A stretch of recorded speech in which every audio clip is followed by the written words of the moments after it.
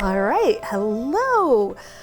Today we're going to be discussing what to do when you're bored and you have some beautiful Crayola markers, water, perhaps a paper towel, perhaps a paintbrush, and some paper. No need to spend lots of money. If you can find Crayola markers or any type of marker, you can do that. So what I would start with is drawing simple shapes. So I will put this up, and basically you start with a square.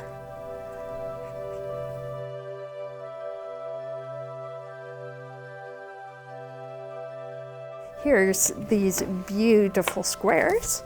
And then you can take whatever you'd like. For this moment, I will dab my paper towel in the water, and I will start putting the colors together. And then you see some variations. Right here we have a green. I think I am feeling a dandelion today. So we have two separate yellows here. We have a highlighter, and we also have the Crayola once again. And you can just use these two different yellows to create a variation. And you can make little squares because the petals for the dandelions are really, really tiny rectangles.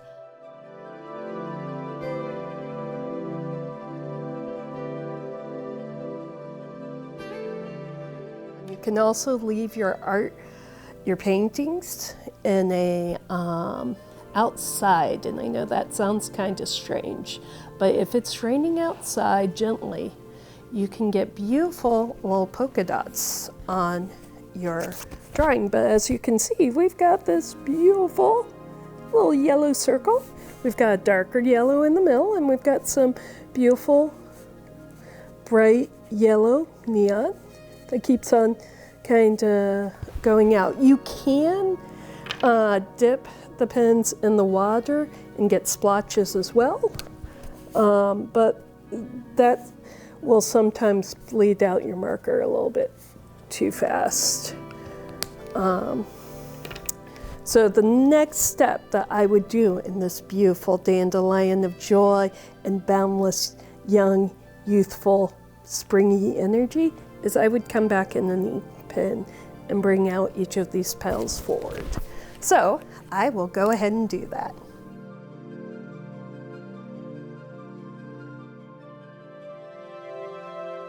This world is full of springy charm.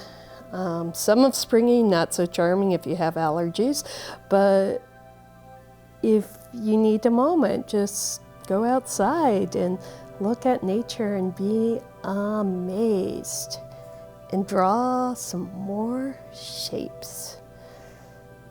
I see a lot of people who tell me within their first words, I can't draw, I can do X, Y, and Z. And another friend of mine is a big knitter. And that knitter told me the secret that if you really want to do your art, you will find a way. Learning a new skill is never easy. And it's full of intimidation because you may be like, well, why doesn't mine look this way? Or someone said it wasn't professional enough. But there's also just the idea of you do art for you.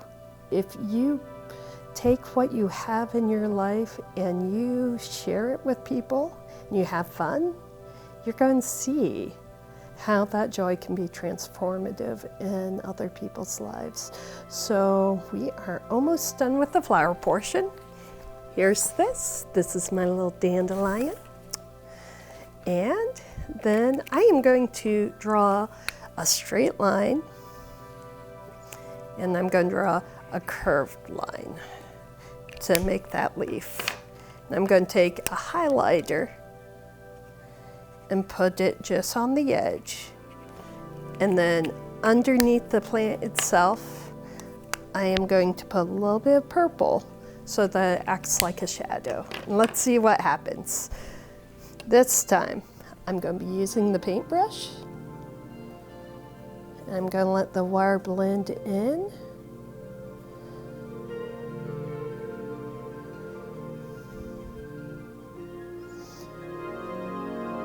And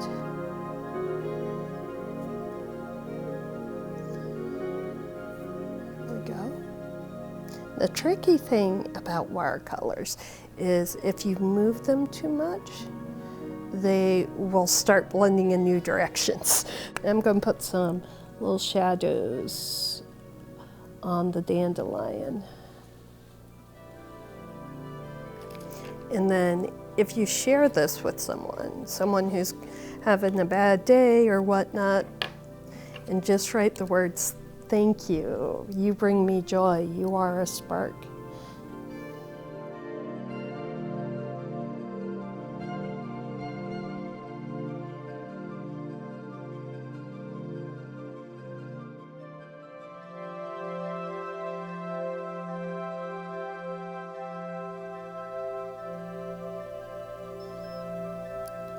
You bring me joy.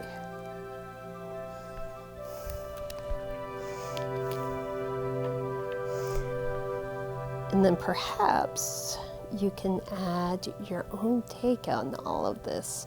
So you've got your flower, you've got your stalk, you've got your affirmation of "you bring me joy."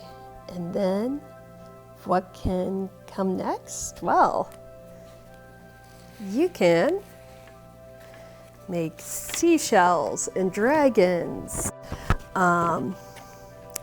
You can make feathers. You can make whatever suits your meditation. And once again, glass of wire, paper towel, marker, what have you, you can just go and make this world a little more colorful. And you can say thank you to someone who has really lit up your life. Have a great day. Bye. Let's see if it's going to smear.